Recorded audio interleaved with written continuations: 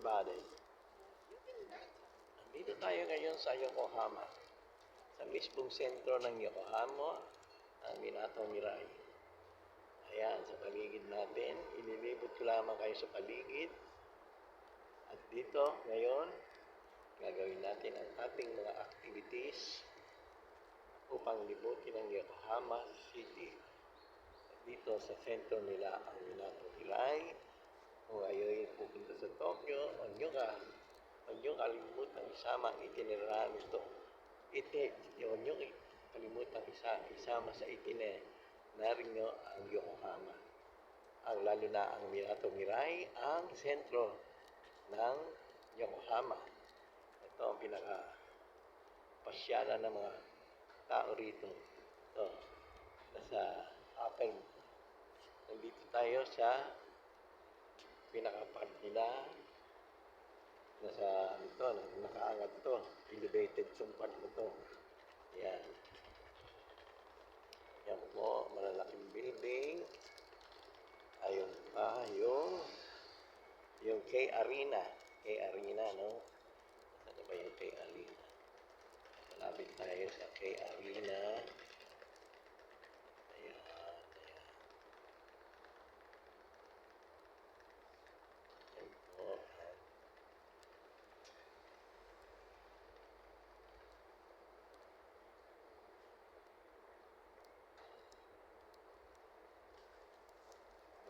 Mamaya, lilibutin natin ang buong Minato Mirai. Dito natin gagawin ang ating ikatlong araw na activities sa Japan. Kasama natin sa part 1, Tokyo Expedition, ang pagpunta rito sa Yokohama. Yan po. Libot ko kayo.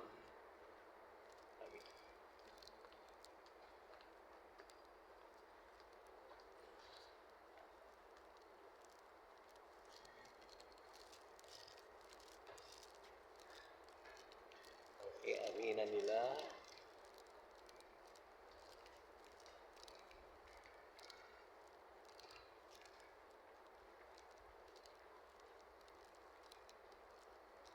Ayan po ang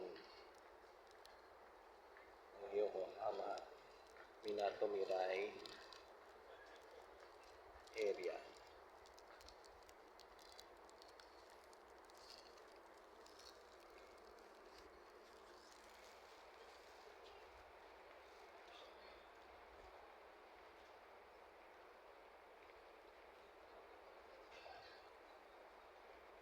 Kaya pumunta tayo sa port area at ikikwento ko na lang sa inyo sa susunod kong vlog kung ang mga activities natin sa port area. Okay, Arena. Dati alam ko anong bilangan ako dyan. Okay, Arena. Baseball ba? Ayan. Ayan po.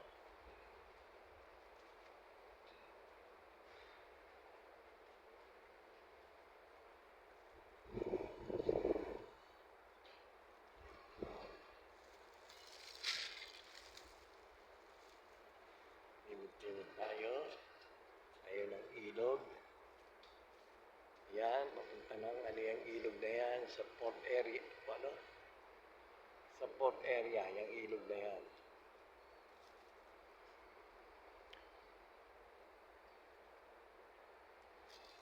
Kaibigan.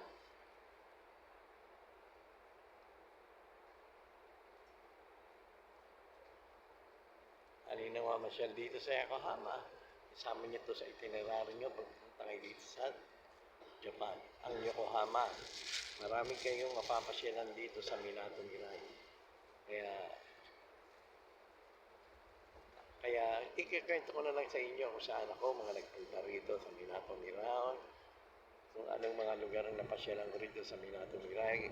Ikutin natin ito ngayon ng hapon. Kaya samahan. Kaya ngayon, i-enjoy ko ang pagpunta ko rito sa Japan. Isa ang Yokohama sa aking mga itinerary.